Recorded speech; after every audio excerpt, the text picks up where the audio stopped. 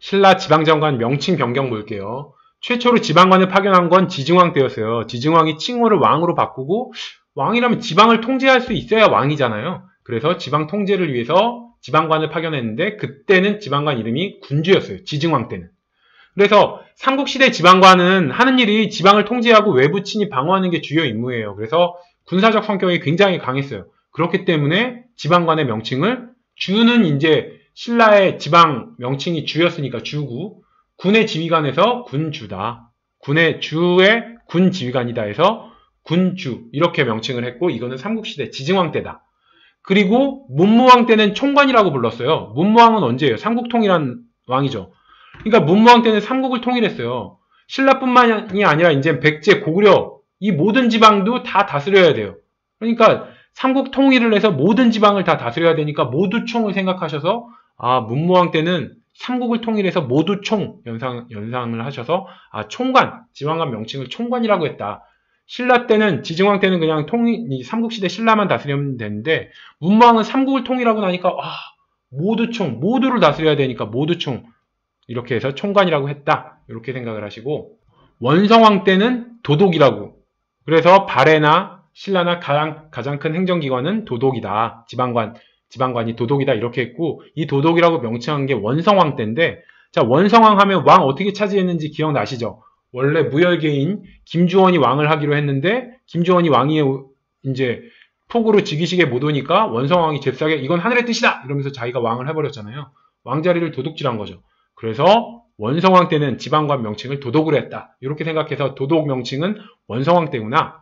이렇게 생각해서 외우시면 됩니다. 자, 남북국 군사 제도 볼게요. 통일신라는 중앙은 구서당, 지방은 십정으로 했어요. 그러니까 중앙은 가운데 구서당이고 지방이 원래 구주 5서경이잖아요. 신라가. 그래서 9개 주에 한정씩을 배치했는데 북쪽에 위치한 한주라고 있어요. 한주만 북쪽에 위치해 있으니까 좀 군사적인 필요에 의해서 2개의 정을 배치했다. 그래서 9개 주에 한 곳에만 2개의 정이니까 합치면 10개가 되겠죠. 그래서 지방은 10정이다. 이렇게 알아놓으시고, 발해는 중앙군으로 12가 있어요. 발해 위치가 남북국에서 신라보다 위쪽에 있죠. 그래서 중앙군을 10위로 했다. 신라는 중앙군이 구서당이에요. 근데 구서당보다 발해가 위쪽에 있으니까 숫자 1을 더해서 10위로 했다.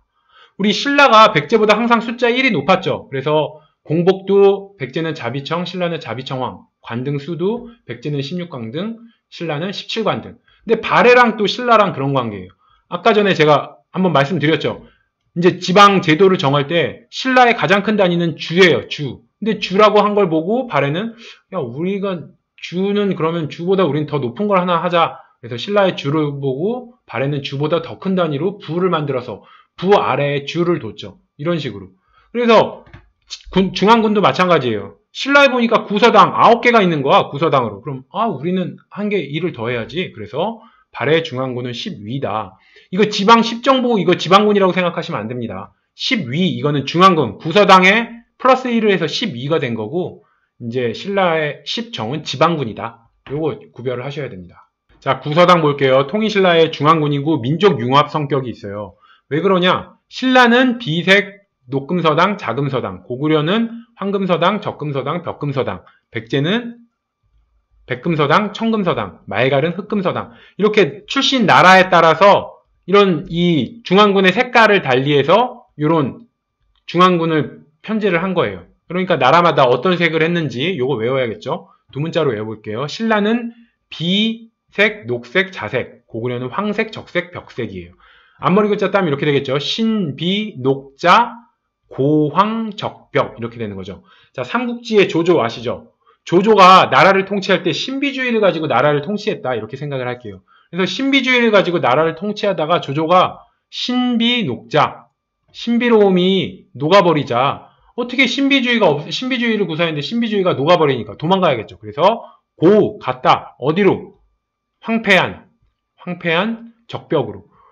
조조가 적벽대전에서 제갈량한테 작살나잖아요. 그래서 그 자기가 작살났던 황폐한 적벽으로 가서 이제 숨었다 이런 얘기겠죠. 그래서 신비로움이 녹자 고황적벽, 황폐한 적벽으로 가버렸다. 신비로움이 녹자 황폐한 적벽으로 가버렸다. 고황적벽 이렇게 해서 신라는 비녹자, 고 갔다 어디로 황적벽 이렇게 신라랑 고구려 이 구서당의 색깔 외우시고요. 백제는 백이 있으니까 백색 그리고 운동회 할 때 청색 청팀 백팀 나누잖아요. 그래서 백제는 백금서당이랑 청금서당 운동회 할 때 생각하셔서 이제 청팀 백팀 이렇게 해서 백제는 청색 백색 이렇게가 있고 말갈은 하층민이잖아요. 말갈이 하층민은 고생해서 까맣고 막 옷도 더러워서 까맣고 이렇게 했죠. 그래서 말갈은 흑금서당 어울리죠. 그래서 이건 뭐 안 외우셔도 두 문자를 안 따도 백제랑 말갈은 그냥 외워져요. 근데 이제 신라랑 고구려만 조심해서 외우시면 됩니다.